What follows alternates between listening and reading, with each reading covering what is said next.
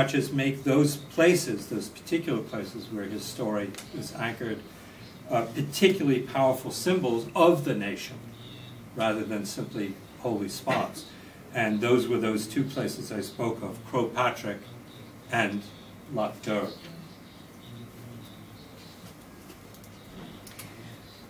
The first day, I was struck by the sight of other pilgrims already unshod and walking around. You think, this is it, I'm really here. The island was so flat, it just met the water, without rise or cliff. There's the definite sense of being at the same level as the water, and that you could walk straight into the lake, though it feels like the sea. You hear it lapping softly on the shore. There were no animals but birds, no dogs, no cats, no vehicles of any kind, not even a bike. Everyone was on foot.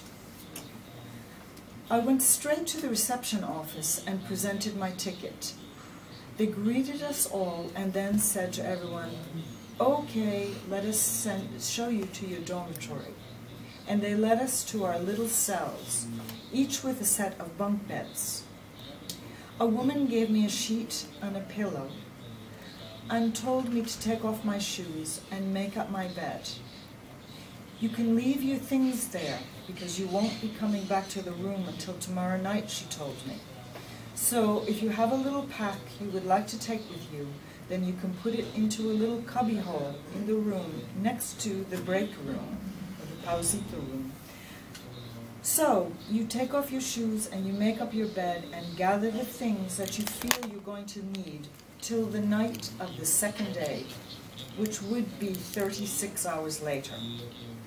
I had a down jacket with a hat and gloves and a plastic rain poncho and a hoodie to come off and on depending on weather.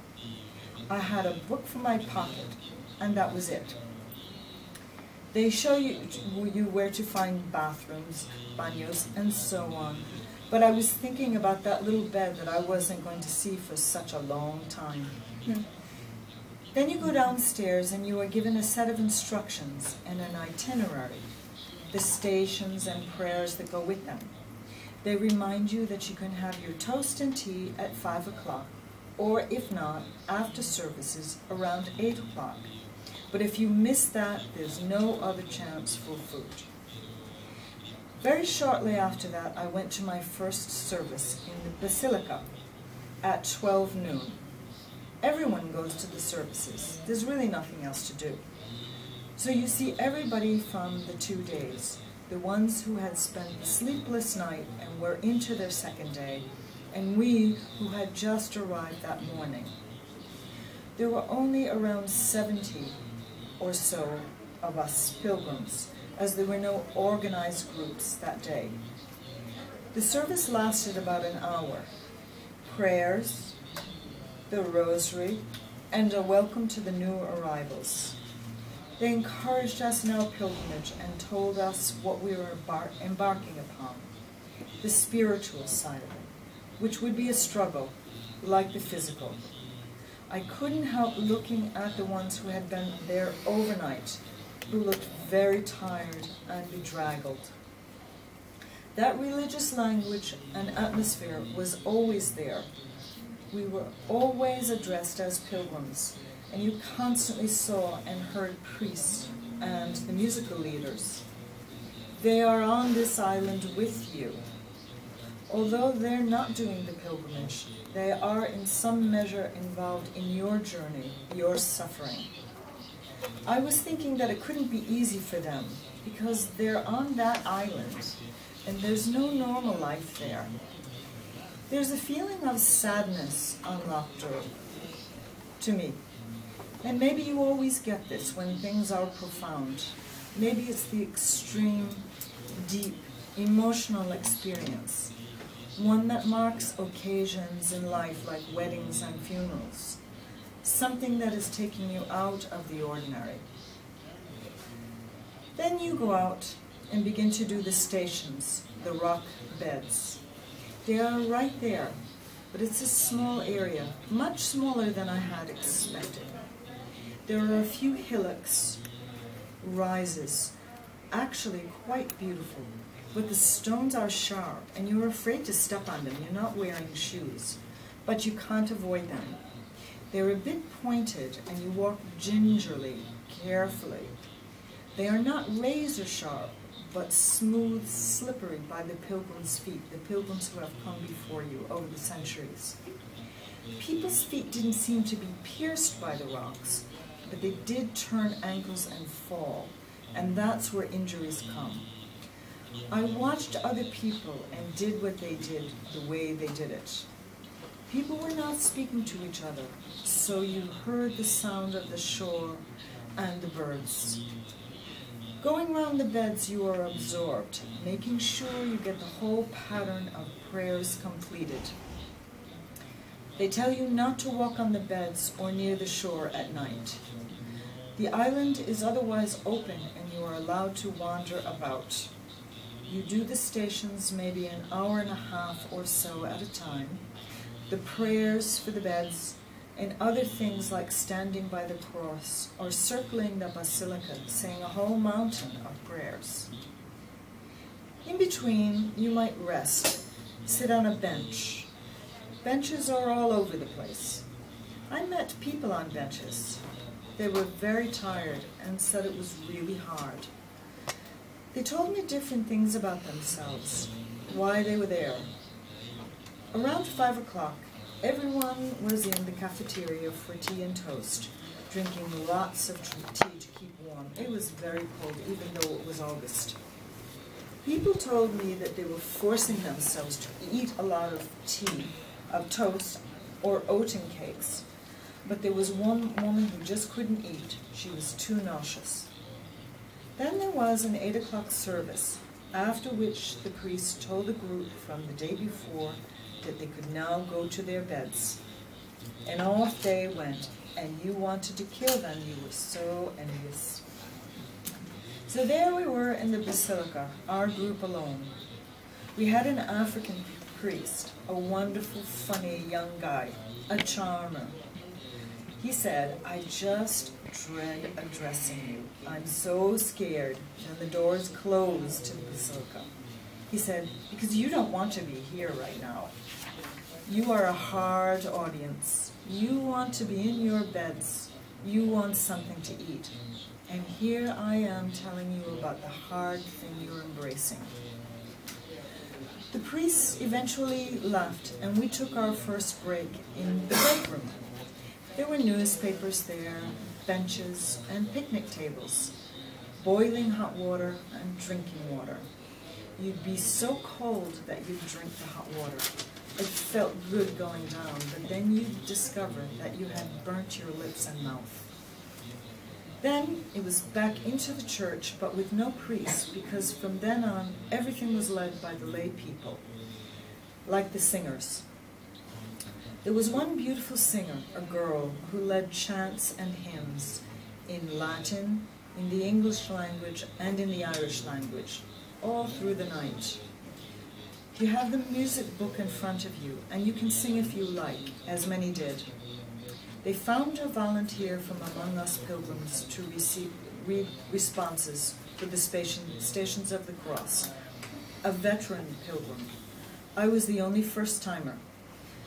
So that's how the night goes, with routines of prayers, Stations of the Cross, songs, punctuated by breaks on which everyone goes, some chatting, often about how tired they are. At about 5:45 in the morning, we were in the basilica, and a priest showed up and told us we could go back to the dorm to refresh ourselves. He said, "Just please do not give in to the urge to lie down. Don't give in to the temptation. This is the struggle." The artist's account conveys a sense of both the external conditions and the internal experience. As far as the former is concerned, though we have come very far from the purgatorial cave of late medieval times, pilgrims still find themselves on a quest that, however personal, is carried out under the auspices of a religious regime. There are priests in charge of this.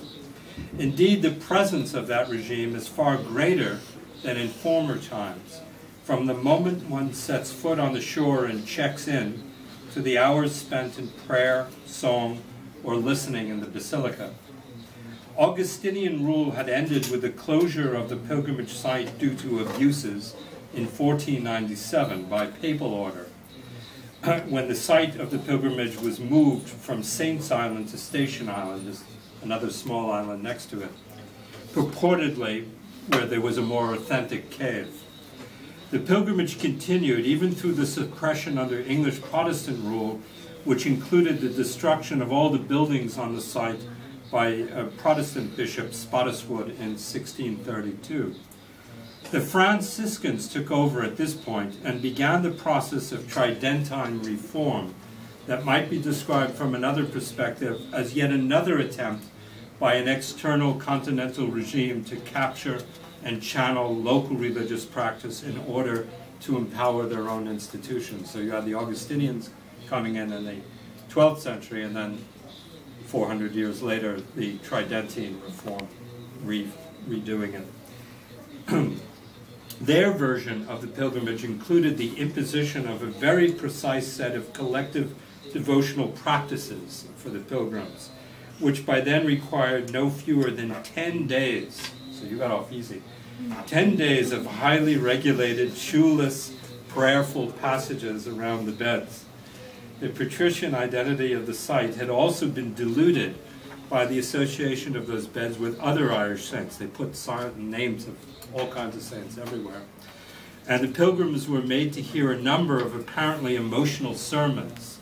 Particularly striking, the pilgrimage experience was guided, if not determined, by a set of complex written instructions which cited scriptural and Tridentine texts to explain and interpret the devotional practices, exercises.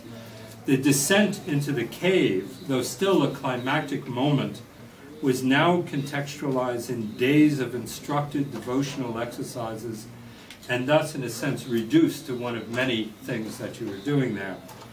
This, thus, was the important groundwork laid for the modern version of the pilgrimage. There's much familiar in this kind of transformation, where a powerful edge becomes more and more to resemble an ecclesiastical center, with all these buildings and exercises, a kind of routinization and institutionalization of charisma in Weberian terms. The Tridentine reshaping of the pilgrimage experience did encounter some local resistance, as in the ritual surrounding the descent into the cave, which, despite attempts to reform, continued to be preceded by a mass for the dead. When coupled with belief in walking ghosts and spirits, which was very much the case, and to some extent still is, in the area, it would seem that the traditional sense of a powerful rite of passage, of going into this other world, rather than simply a metaphorical one, was still animating the place. For many pilgrims, it was still, to put it another way, despite the increasingly ecclesiastical presence, an edge rather than a center, a liminal place where the essential power was still that of place and story rather than institutional church.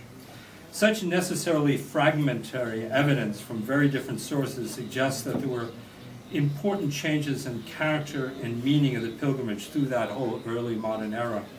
Changes general to the contemporary West, such as the increasingly reflective sense of basic religious/psychological states, which contributed to the Reformation, and the reactionary, self-conscious elaboration and imposition of rituals of the Counter-Reformation.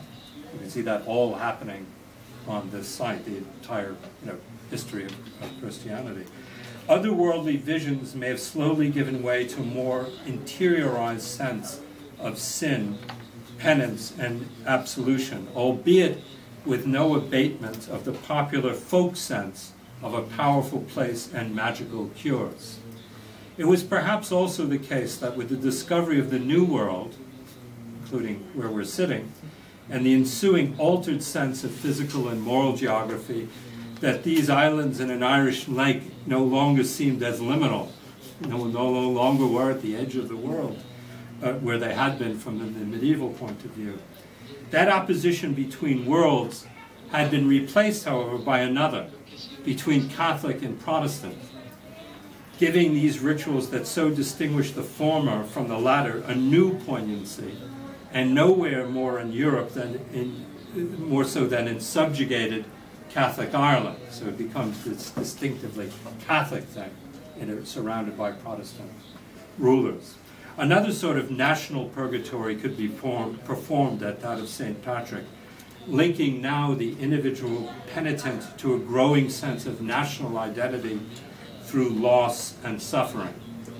The Tridentine restructuring of the pilgrimage achieved another crucial stage in 1790, when, with relaxed Protestant oversight, the site came under the rule of the Catholic Diocese of Clogher, whose prior finally filled in the cave, interestingly enough, and built a chapel. Through the next 140 years, other buildings were erected, including men's and women's hospices in the 1880s, and you see a picture of it in that period. A photograph taken in that period shows a solitary shawled figure doing the stations, while an actually brand new statue of Our Lady, you see her up on the pedestal there, looks approvingly on. While Mary had not displaced Patrick as the patron of the pilgrimage site, her presence there certainly helped tie the experience into the larger standard iconography of the institutional church, a process that culminated in the erection of a basilica church in 1931. The second day. Morning services began at 6:30 or 7 o'clock, so we filed into the basilica. For those who arrived the day before us, this was their final morning. So as soon as the service was over, they scrambled to finish the beds before leaving. But for us, who were beginning our second day without having slept, it was time for confessions. This is a hugely important part of it all, as everyone seems to be in a penitential state, and everyone goes to confession. There were 7 priests, and people took their time to really speak with them.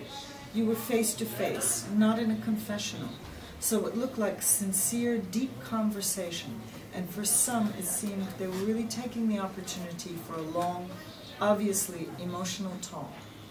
Because people had spoken to me casually, I knew that some were really struggling with things in their lives that were very difficult to cope with, or had a huge burden or a crisis of faith. After that, we had an hour or two to wander the island or to go into the reading room or do more of the stations. People were extremely encouraging, especially to me, as I was one of the only few first-time pilgrims. Everyone in my group knew that, and so people would come up to me and put a hand on my shoulder saying, "Aren't you great, Maeve? You're doing great." I met a woman in her late 40s from Donegal in Ireland who was there with her 20-year-old daughter, the only other first-timer. "The poor wee girl," she said, "it's hard on the young ones." The mother and daughter lived in Scotland, and you could see the difference between the mother with her strong Donegal accent and way of speaking, full of the local sayings, and the daughter with her urban Scotty accent and ways. The mother was wiry and very warm and all heart. She had been to Loch Derg some 15 times. Her own mother had been something like 40 times. In fact, it was the first year her mother was not making the trip, not able to, and the first time for the daughter. So one generation was taking up where the other had left off.